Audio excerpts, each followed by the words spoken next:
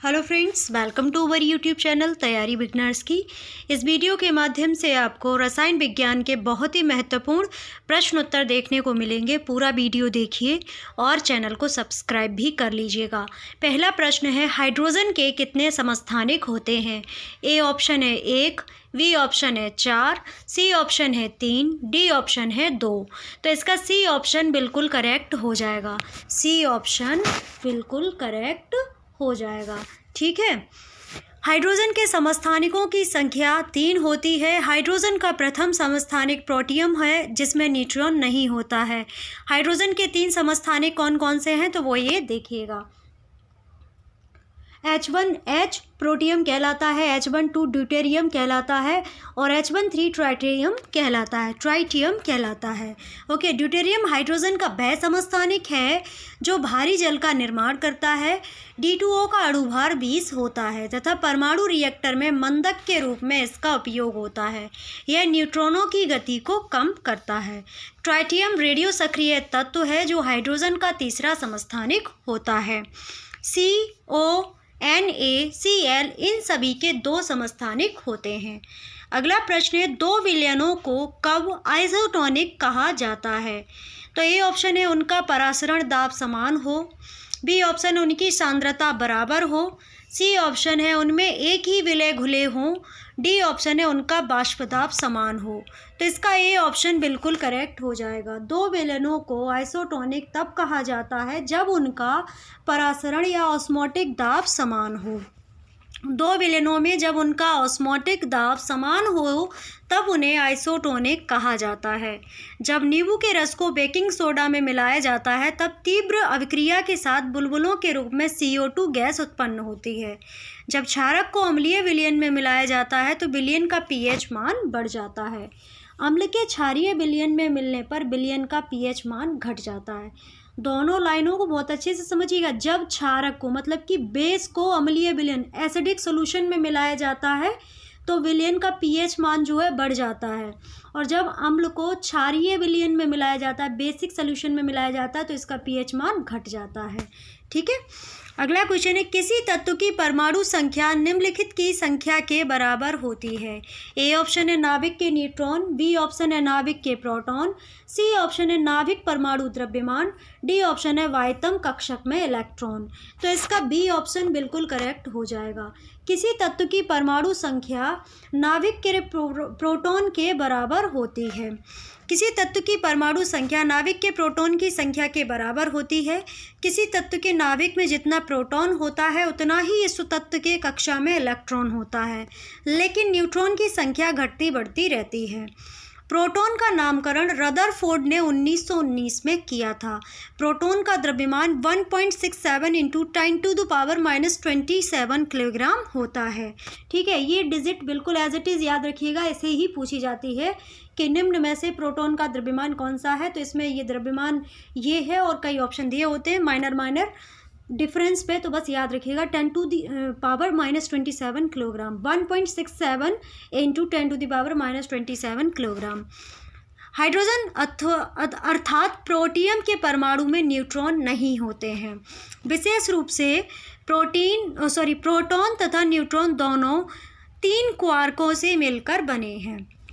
अगला क्वेश्चन है, किसी भी रासायनिक यौगिक की न्यूनतम संभव इकाई है? ए ऑप्शन है परमाणु, बी ऑप्शन है इलेक्ट्रॉन, सी ऑप्शन है प्रोटॉन, डी ऑप्शन है अणु।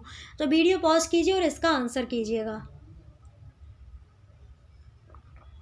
तो इसका ए ऑप्शन बिल्कुल करेक्ट हो जाएगा, परमाणु।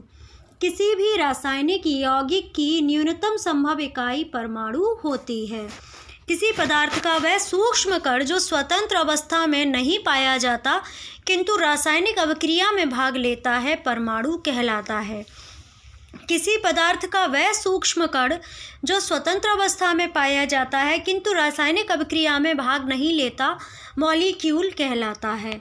इलेक्ट्रॉन की अगर बात करें तो एक ऐसा कण जो परमाणु के नाभिक के चारों ओर किसी कक्षा में चक्कर लगाता है, इसका द्रव्यमान हाइड्रोजन परमाणु के द्रव्यमान का 1/1833वां भाग होता है। इस पर इकाई ऋणावेश या नेगेटिव चार्ज होता है। ठीक है, इलेक्ट्रॉन क्या होता है? एक ऐसा कण होता है जो परमाणु के नाभिक के चारों ओर किसी कक्षा में चक्कर लगाता है। इसका द्रव्यमान हाइड्रोजन परमाणु के द्रव्यमान का 1/1837वां भाग होता है और इसकी इकाई जो है नेगेटिव चार्ज्ड होती है। इलेक्ट्रॉन की खोज 1897 में जे थॉमसन के द्वारा की गई थी और इलेक्ट्रॉन का द्रव्यमान 9.108 10⁻31। इसका द्रव्यमान 9.108 इंटू 10⁻31 किलोग्राम होता है या फिर 9.101 10⁻10⁻28 ग्राम होता है। द्रव्यमान AMU में लिखा जाता है अगर तो 0.0005486 इसका द्रव्यमान होता है। 1 AMU बराबर 1.66 इंटू 10⁻24 ग्राम होता है। ये डिजिट याद रखिएगा, कभी पूछ लेगा 1 AMU बराबर कितना होता है तो आप बता सकते हैं 1 AMU इज इक्वल टू 1.66 10⁻24 ग्राम। आवेश होता है इलेक्ट्रॉन का -1.6 इंटू 10⁻19 कूलम। अब प्रोटॉन की बात करें, प्रोटॉन एक ऐसा कण है जो परमाणु के नाभिक में पाया जाता है। इस पर इकाई धनावेश रहता है। इसका द्रव्यमान हाइड्रोजन परमाणु के द्रव्यमान के बराबर होता है। प्रोटॉन की खोज गोल्डस्टीन ने 1886 में की थी एवं रदरफोर्ड ने मिलकर इसकी खोज की थी। प्रोटॉन का द्रव्यमान 1.672 इंटू 10⁻27 किलोग्राम होता है या 1.672 10⁻24 ग्राम होता है। द्रव्यमान AMU में 1.00735 होता है। आवेश प्लस 1.6 इंटू 10⁻19 कूलम्ब होता है। अगला क्वेश्चन है, तरंग और कण दोनों की ही प्रकृति दर्शाने वाले कण हैं। A ऑप्शन है प्रोटॉन, B ऑप्शन है इलेक्ट्रॉन, C ऑप्शन है मेसॉन, D ऑप्शन है न्यूट्रॉन। तो इसका B ऑप्शन बिल्कुल करेक्ट हो जाएगा। तरंग और कण दोनों की ही प्रकृति दर्शाने वाले कण इलेक्ट्रॉन होते हैं। ओके, तरंग और कण दोनों की प्रकृति दर्शाने वाला कण इलेक्ट्रॉन है और न्यूट्रॉन इसमें दिया हुआ है डी ऑप्शन में। तो न्यूट्रॉन एक ऐसा कण होता है जो परमाणु के नाभिक में उपस्थित होता है। इसका द्रव्यमान प्रोटॉन के द्रव्यमान के बराबर होता है और इस पर कोई आवेश नहीं होता, मतलब नेगेटिव और पॉजिटिव चार्ज इस पर नहीं होते हैं। न्यूट्रॉन की खोज जेम्स चैडविक ने 1932 में की थी। कभी यही क्वेश्चन पूछ लिया जाए कि न्यूट्रॉन की खोज किसने की, तो चैडविक ने की थी 1932 में। इसका द्रव्यमान 1.675 10⁻27 किलोग्राम होता है और AMU में 1.008274 इसका द्रव्यमान होता है। अब मेसॉन की बात हो रही है तो π0, π-1, π+1 इसकी खोज युकावा ने 1935 में की थी और यह एक अस्थायी कण होते हैं।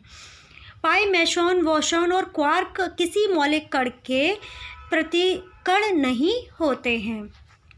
अगला क्वेश्चन है, मैग्नीशिया का मुख्य उपयोग है।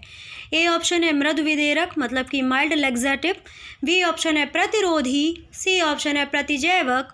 डी ऑप्शन है पीड़ाहारी। तो इसका माइल्ड लैक्सेटिव के रूप में ही उपयोग किया जाता है। मैग्नीशिया का उपयोग मृदु विरेधक के रूप में होता है। मिल्क ऑफ मैग्नीशिया MgOH का उपयोग एसिडिटी दूर करने में किया जाता है। प्रतिजैविक एंटीबायोटिक्स होता है। ठीक है, प्रतिजैविक मतलब एंटीबायोटिक्स होता है जो जीवाणुओं के विरुद्ध कार्य करता है। प्रतिजैविक तो आप सभी समझते ही हैं। एंटीबायोटिक्स क्या होते हैं, जो जीवाणुओं के विरुद्ध कार्य करते हैं। पीड़ाहारी जो होते हैं वो दर्द, एंटीपायरेटिक्स जो होते हैं वो दर्द निवारक होते हैं। एस्पिरिन दर्दनाशी होती है तथा प्रतिज्वरहारी मतलब कि आपके बुखार को कम करने में प्रयोग करते हैं। क्लोरोमाइसिटिन, स्ट्रेप्टोमाइसिन, क्लोरमफेनिकॉल प्रमुख एंटीबायोटिक होते हैं। ठीक है, ये नेम थोड़े टफ हैं तो इसको एंटीपायरेटिक्स दर्द निवारक होता है, मतलब ये दर्द को कम करता है। और एस्पिरिन और जो है दर्दनाशी, प्रतिज्वरहारी मतलब आपको दर्द हो रहा है, जैसे एस्पिरिन जो होता है, जो आपने देखा होगा डिस्प्रिन, इसमें एस्पिरिन होता है जिससे आपके सिर दर्द कम हो जाता है। ठीक है, क्लोरोमाइसिटिन, स्ट्रेप्टोमाइसिन, क्लोरमफेनिकॉल प्रमुख एंटीबायोटिक होते हैं। ये नाम याद रखिएगा, एज इट इज पूछ लिए जाते हैं। अगला क्वेश्चन है, भारी जल में ए ऑप्शन है वायु अधिक मात्रा में घुली हुई होती है। बी ऑप्शन है खनिज तथा लवण अधिक मात्रा में घुले हुए होते हैं। सी ऑप्शन है हाइड्रोजन की जगह ड्यूटेरियम होता है। तो यही ऑप्शन आपका करेक्ट हो जाएगा। अभी हमने क्वेश्चन किया था एक, जिसमें भारी जल के बारे में बताया गया था। तो 1H2 जो होता है वो ड्यूटेरियम होता है। ठीक है, भारी जल में हाइड्रोजन की जगह ड्यूटेरियम होता है। भारी जल का अणु भार 20 होता है। भारी जल D2O परमाणु रिएक्टर में मंदक के रूप में उपयोग करते हैं। इसकी खोज यूरे ने की थी। तो भारी जल की खोज किसने की थी? यूरे ने की थी। नाइट्रिक अम्ल का उपयोग सोना एवं चांदी के शुद्धिकरण में किया जाता है। अम्ल जो है इनका टेस्ट अगर कभी पूछ लिया जाए तो एसिड का जो स्वाद है वो खट्टा होता है। अगला क्वेश्चन है किसी तत्व के समस्थानिकों या आइसोटोप्स में भिन्नता का कारण है उनमें निम्नलिखित की संख्या भिन्न होना। ए ऑप्शन है प्रोटॉन, बी ऑप्शन है न्यूट्रॉन, सी ऑप्शन है इलेक्ट्रॉन, डी ऑप्शन है फोटोन। तो इसका बी ऑप्शन बिल्कुल करेक्ट हो जाता है। किसी तत्व के समस्थानिकों में भिन्नता का कारण उसमें न्यूट्रॉन की संख्या भिन्न भिन्न होती है। 8O17 9F18 for example. ऐसा तत्व जिनका परमाणु संख्या समान किंतु द्रव्यमान संख्या भिन्न हो समस्थानिक कहलाता है। समस्थानिक क्या होते हैं? जिनकी परमाणु संख्या तो होती है समान पर द्रव्यमान संख्या जो होती है, मास नंबर जो होता है वो भिन्न भिन्न होता है, समस्थानिक कहलाते हैं। ऐसे तत्व जिनमें प्रोटॉन की संख्या समान लेकिन न्यूट्रॉन की संख्या भिन्न हो समस्थानिक कहलाते हैं। ठीक है, C614, C615, C616 इसके एग्जाम्पल हैं।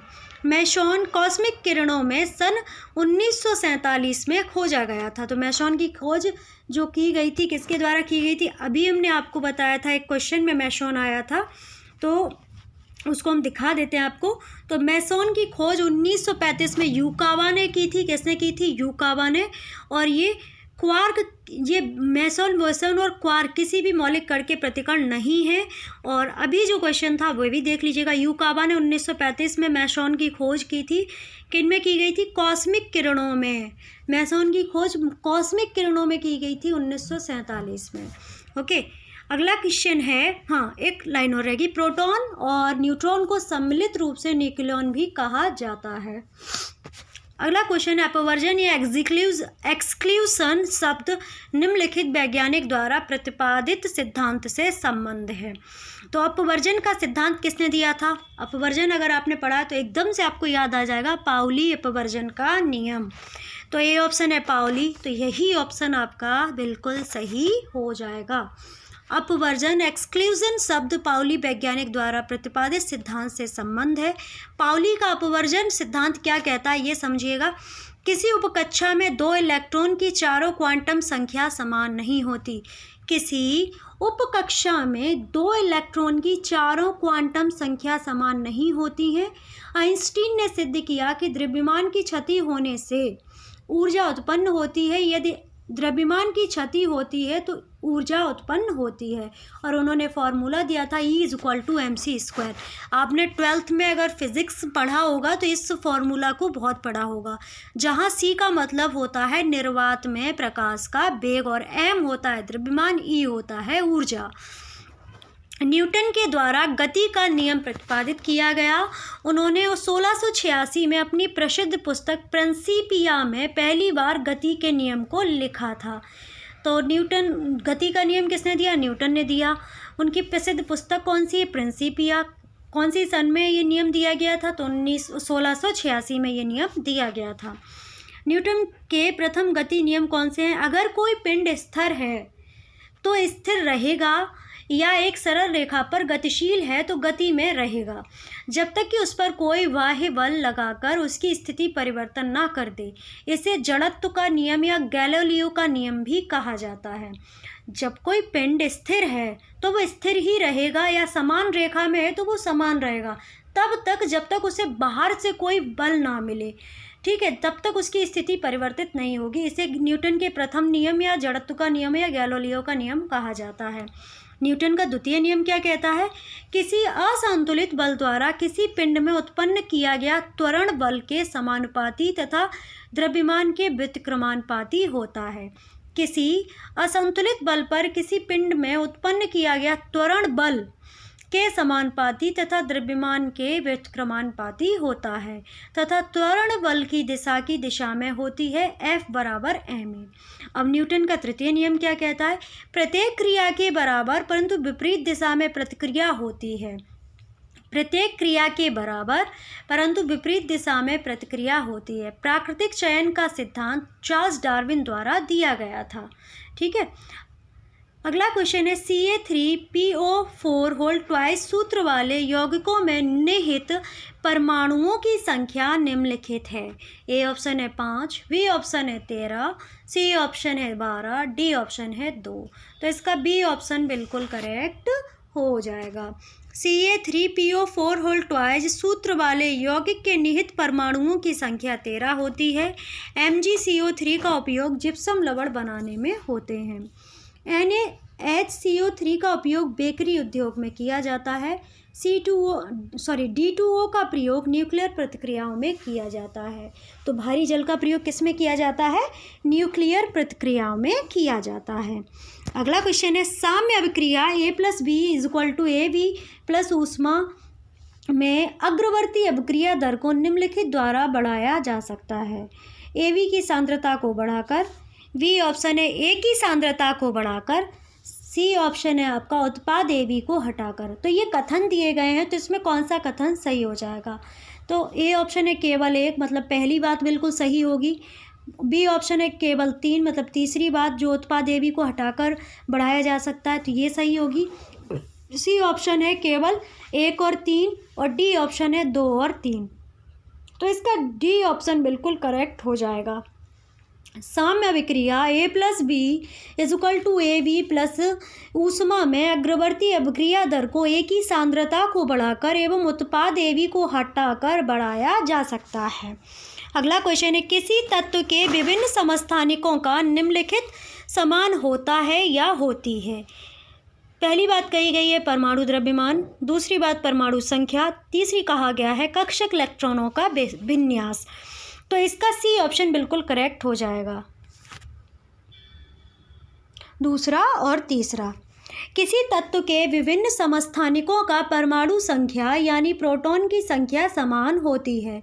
किसी तत्व के परमाणु के नाभिक में उपस्थित प्रोटॉन की संख्या को परमाणु संख्या कहा जाता है। तो एटॉमिक नंबर किसे कहते हैं? जो परमाणु होता है उसके नाभिक में जो प्रोटॉन की संख्या होती है उसे परमाणु संख्या कहा जाता है। परमाणु द्रव्यमान या द्रव्यमान संख्या किसी तत्व के परमाणु के नाभिक में उपस्थित प्रोटॉनों एवं न्यूट्रॉनों की संख्या के योग को द्रव्यमान संख्या कहते हैं। तो मास नंबर किसे कहा जाता है? परमाणु द्रव्यमान या परमाणु संख्या किसी तत्व के परमाणु के नाभिक में उपस्थित प्रोटॉनों एवं न्यूट्रॉनों की संख्या के योग को द्रव्यमान संख्या कहते हैं। अगला क्वेश्चन है सबसे बाहरी कोश में इलेक्ट्रॉन की अधिकतम संख्या 8 होती है। पोलोनियम के समस्थानिकों की संख्या सर्वाधिक होती है। तो सबसे अधिक समस्थानिक किसके होते हैं? तो पोलोनियम के होते हैं। पोलोनियम के समस्थानिकों की संख्या 27 है। अगला क्वेश्चन है औद्योगिक प्रक्रम द्वारा प्राप्त सोडियम कार्बोनेट का नाम है। ए ऑप्शन है बेकिंग सोडा, बी ऑप्शन है धावंग या वाशिंग सोडा, या फिर सी ऑप्शन है चूना, डी ऑप्शन है काली राख। तो इसका बी ऑप्शन बिल्कुल करेक्ट हो जाएगा। औद्योगिक प्रक्रम द्वारा प्राप्त सोडियम कार्बोनेट Na2CO3 को धावन सोडा कहा जाता है। धावन सोडा का सूत्र Na2CO3 10H2O होता है। स्वर्ण लेपन में पोटेशियम और साइनाइड का प्रयोग विद्युत अपघटन के रूप में होता है। लेड ऑक्साइड को लिथार्ज भी कहा जाता है। लिथार्ज किसे कहते हैं? लेड ऑक्साइड को। वेरियम हाइड्रोक्साइड को वेराइटा वाटर कहते हैं। तो वेराइटा वाटर किसे कहते हैं? वेरियम हाइड्रोक्साइड को कहते हैं। लिथार्ज किसे कहते हैं? लेड ऑक्साइड को कहते हैं।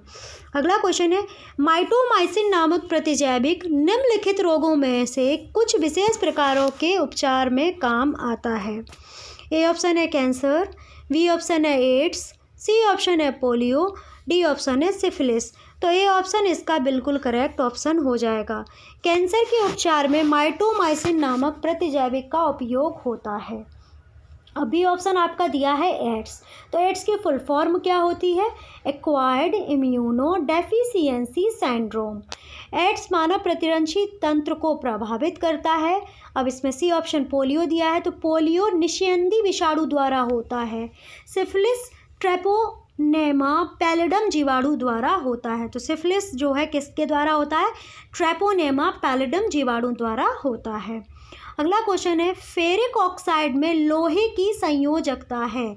ए ऑप्शन है +3, बी ऑप्शन है +2, सी ऑप्शन है -2, डी ऑप्शन है -3। तो इसका ए ऑप्शन बिल्कुल करेक्ट हो जाएगा। फेरिक ऑक्साइड में लोहे की संयोजकता +3 होती है। फेरिक ऑक्साइड में लोहे की संयोजकता +3 होती है। फेरस ऑक्साइड में, ये अंतर याद रखिएगा, फेरिक ऑक्साइड पूछा है तो +3 और फेरस ऑक्साइड पूछा है तो +2 इसकी संयोजकता होती है। लोहे के प्रमुख अयस्कों में हेमेटाइट एवं मैग्नेटाइट होता है। फास्फोरस के साथ कार्य करने वाले लोगों को फांसी जबड़ा नामक बीमारी हो जाती है, जिससे जबड़े की हड्डियों का क्षय हो जाता है। अगला प्रश्न है, रासायनिक यौगिकों का सबसे छोटा संभावी यूनिट है। ए ऑप्शन है परमाणु, बी ऑप्शन है इलेक्ट्रॉन, सी ऑप्शन है प्रोटॉन, डी ऑप्शन है अणु। ए ऑप्शन इसका बिल्कुल करेक्ट हो जाएगा। रासायनिक यौगिकों का सबसे छोटा संभावी यूनिट परमाणु होता है। किसी पदार्थ का वह सूक्ष्म कण जो स्वतंत्र अवस्था में नहीं पाया जाता किंतु रासायनिक अभिक्रिया में भाग लेता है, परमाणु कहलाता है। रासायनिक यौगिक का सबसे छोटा संभावी यूनिट परमाणु होता है। किसी पदार्थ का वह सूक्ष्म कण जो स्वतंत्र अवस्था में नहीं पाया जाता किंतु रासायनिक अभिक्रिया में भाग लेता है, परमाणु कहलाता है। किसी पदार्थ का वह सूक्ष्म कण जो स्वतंत्र अवस्था में नहीं रहता तथा रासायनिक अभिक्रिया में भाग नहीं लेता है, अणु कहलाता है। भाग लेता है तो परमाणु, और नहीं भाग ले रहा है तो अणु कहलाता है।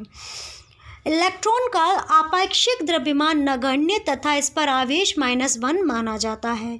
प्रोटॉन का आपेक्षिक द्रव्यमान 1 इकाई तथा इस पर आवेश +1 माना जाता है। अगला क्वेश्चन है, किसी तत्व की परमाणु संख्या डैश की संख्या है। ए ऑप्शन है नाभिक में न्यूट्रॉन, बी ऑप्शन है नाभिक में इलेक्ट्रॉन, सी ऑप्शन है नाभिक में प्रोटॉन, डी ऑप्शन है इनमें से कोई नहीं। तो इसका सी ऑप्शन बिल्कुल करेक्ट हो जाएगा। किसी तत्व की परमाणु संख्या नाभिक में प्रोटॉन की संख्या होती है। परमाणु संख्या = प्रोटॉनों की संख्या = इलेक्ट्रॉनों की संख्या। Z = P E। विशेष रूप से प्रोटॉन तथा न्यूट्रॉन दोनों 3 क्वार्कों से मिलकर बने हैं। प्रोटॉन UUD जो अप क्वार्क तथा एक डाउन क्वार्क, जबकि N = UUD एक अप तथा 2 डाउन क्वार्क से बना है। न्यूट्रॉन का द्रव्यमान प्रोटॉन की अपेक्षा हल्का सा अधिक है। नाभिक का आकार परमाणु के आकार की तुलना में काफ़ी कम होता है। इलेक्ट्रॉन नाभिक के चारों ओर घूमते हैं। तो ये थे हमारे आज के प्रश्न उत्तर। कितने क्वेश्चन थे? 17। और 17 क्वेश्चंस में समथिंग आपके 40 क्वेश्चंस तो तैयार हो गए होंगे, क्योंकि डिस्क्रिप्शन में भी बहुत सारे क्वेश्चंस मिलते हैं। वीडियो आपको कैसा लगा है ज़रूर बताइए। हम काफ़ी आपके लिए अच्छा कंटेंट प्रोवाइड कराने की कोशिश कर रहे हैं। बेस्ट बुक्स सेलेक्ट की हैं हमने, जिससे आपको अच्छे से अच्छा कंटेंट प्राप्त हो और आपकी नॉलेज को बूस्टअप किया जा सके।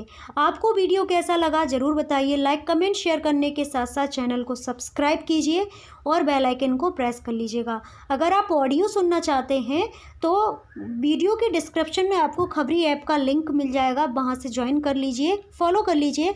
वहाँ से आपको बहुत ही अच्छे ऑडियो सुनने को मिलेंगे जो आपकी नॉलेज को बहुत ज़्यादा बूस्टअप करेंगे। और अगर आप PDF चाहते हैं तो टेलीग्राम ग्रुप को ज्वाइन कीजिए, वे भी लिंक आपको डिस्क्रिप्शन में मिल जाएगा। तो वीडियो अच्छा लगा है तो इतना सपोर्ट कीजिए, वीडियो को ज़्यादा से ज़्यादा शेयर कीजिए, जितनी भी आपकी रीच है। व्हाट्सअप, आपके फेसबुक, इंस्टाग्राम सभी को रिकमेंड कीजिए कि वीडियो अच्छा है और इतना सपोर्ट कीजिएगा। तो आप सभी का बहुत बहुत धन्यवाद वीडियो वॉच करने के लिए। Have a wonderful day.